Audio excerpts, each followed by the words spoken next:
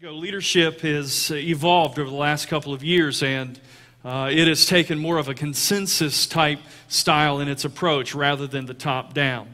If I were to take a poll of those who are in the generation just above me, most of you, if you responded to the question of what type of leader would you like to follow, would pick a military type leader. I like Douglas MacArthur, I like John Patton, I like Dwight D. Eisenhower. All of those are military figures, but they personify a leadership style where they gave the orders and those underneath their command followed through.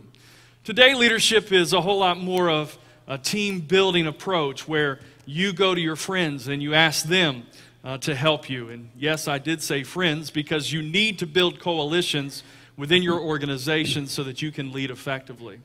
The first level of leadership that we want to look at tonight that Maxwell talks about is the level called positional leadership. This is the very bottom rung of leadership, and this is simply a result of being elected to a position, being selected as a pastor to a church, appointed to a position in an organization. And so because of your position, because of your appointment, you have some responsibilities as a leader. And this is a bottom rung leadership. And the danger here is that you believe that people want to follow you simply because you have a title on your door. And that is simply not the case. It may be true for a few, but there are enough mavericks in every organization that they're not going to follow just because you have a title beside your name. Back in the late 1950s, a couple of researchers developed what they call the 5 bases of power. And this positional leadership base was one of their 5, and they indicated that people who embrace this style of leadership often lead out of the fear of withdrawing a paycheck, or they lead out of the fear of termination. You don't do what I want you to do, I'm going to eliminate your position. While you can lead from that position, this is the bottom rung. This is not likely to reap a whole lot of results and probably not going to result in you getting promoted to other levels of leadership. This is a positional leadership. Some characteristics of a positional leader is that this leader leads based on position, not on talent. It's gained by appointment, will only be followed to the extent of their authority. So if you want something extra done, you're not likely to get people to follow you to get it done. They struggle leading unpaid staff. They struggle leading white-collared workers.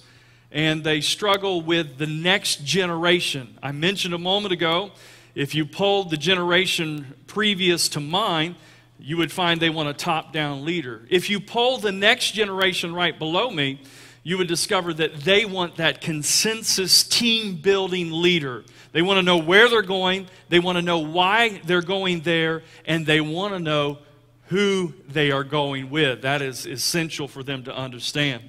The second level of leadership that Maxwell talks about in his book, Developing the Leader Within You, is permission. And that's a little misleading, but the idea here is that a follower gives you permission to lead them. And so the reason I follow you is because I trust you. The reason I follow you is because I see something in you that merits me wanting to follow you. In other words, we're following you because there's something that attracts me to you. Now, while there are a lot of people who lead from the first level of leadership, there are just as many others who lead from this position, and it's because they're charismatic. People are attracted to them. They have some winsome ability to merit followers, and we could give many examples of leaders like this throughout the world. But this type of leadership is limited because it's only about you following me, and it's not involving me recruiting or developing relationships so that you want to follow me beyond that. And so people may follow you, but it will be limited if they're following you for your gifts and your graces and your smile or your good looks or whatever it happens to be. Leaders must work on getting to know their people in a intimate way. Really, you need to get beyond just surface relationships, and you need to get to know them right down there on their level. The problem with this, for many leaders, is that this takes time. Relationships are not forged in a conversation as you walk down the hall. It takes time to build the kind of relationship that you need to generate these types of followers. And so there are a couple of ditches that leaders fall in right here. One is you take too much time. And so you never get the organization to head in the direction that it needs to go because you're continually trying to build this consensus within the organization. And the second is that you don't take time. You were hired to be the leader of the organization, and I don't have time to build relationships, and so you either get on my wagon or get out of the way. I've got a place to go. Both of those are ditches and will ruin you as a leader if you fall into those traps. The most important, and if you forget everything else I say tonight, remember this, the most important asset that your organization has is not money in the bank, it's not brick and mortar, your facilities. The most important asset that you have is people. And don't overlook that. Remember this, that you can never expect to make a withdrawal without first making a deposit. That's true at your bank. You try to make a withdrawal at your bank without making a deposit, and they'll arrest you for armed robbery. And with people, it works the same way. Invest in people, and then you can expect perhaps a return on that down the road. The third level of leadership is production. Now, this is where we all want to be, right? We want to skip level 1, we want to skip level 2, and we just want to get the job done. We want the organization to thrive. We want people to rally around us. We want to be on the Forbes list and all of those high goals that we have. But friends, you can't bypass the lower levels of leadership to get to production. You see, you have to have consensus. You have to have a community around you to achieve this. So why do we elect and why do we promote and why do we build these relationships? It's to accomplish the purpose of the organization.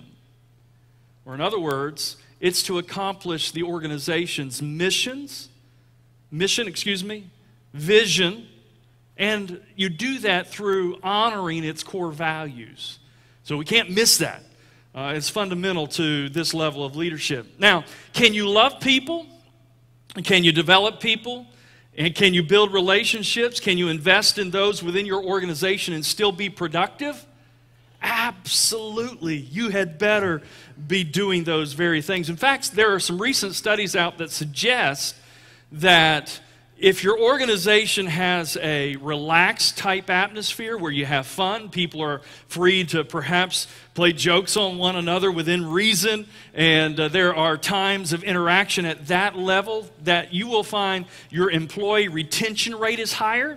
You will also find, these studies suggest, that your productivity goes up. And so can employees have fun and still get work done? Absolutely. I hope that that is a part of your organization. You want production. That's the whole reason why you have an organization. And so this level of leadership is where leaders begin to change the organization from what it was to what it needs to be while you're developing relationships around you. It's really a beautiful harmony of working together when you pull it off in this fashion. At this level, work gets done, morale is up, goals are realized, and that's what every organization wants to achieve. You cannot skip level 2 or level 1 to get to level 3. And boards need to understand this. If you're pastoring a church, you can't walk into a church and expect to lead it in some grandiose direction the first day you're there on the job as a pastor. And if you're listening and you're a part of the board of the church, you need to understand that it takes time to build relationships. And pastors, I encourage you to get out of your office and build relationships with people. That's the only way you're going to be an effective leader. The fourth level is people development and production, and we've talked about this throughout this whole thing of investing in others, and this is more than just investing in others, it's reproducing ourselves. And many leaders are intimidated here because if I replicate myself, then I've created someone who can do my job. And so we don't want to do that, right? So I protect my job and I keep people at arm's length and I hold information close because I'm threatened or intimidated by this. And so many leaders don't invest in others because they're intimidated or they feel like they're the only ones who can do it. And so in the pastorate, there are pastors who stay on pastoring when they know they should move on. They just don't know what else to do or who's going to take their spot. And so their influence is limited as a result. And so leaders many times, because they fail to invest in the next generation, are afraid to leave their post because there's no one there to take it. And so I have a question for you. Who are you investing in right now who could take your job? Who are you investing in right now that if you died of a heart attack could assume the responsibilities that you have? The last and highest level of leadership that Maxwell points out in his 5 levels is the pinnacle. And this is the most difficult level to obtain. John Maxwell would even say he has not achieved this level because it requires longevity at leadership. It requires intentionality. You are leading on purpose. It requires integrity. And those are essential if you ever want to make it to the top or the pinnacle of leadership. Now, here's the bottom line. You never graduate from one level to the next. You always build on one level to the next. And so you never graduate from level 1. Okay, there's still positional authority, or level 2 or level 3.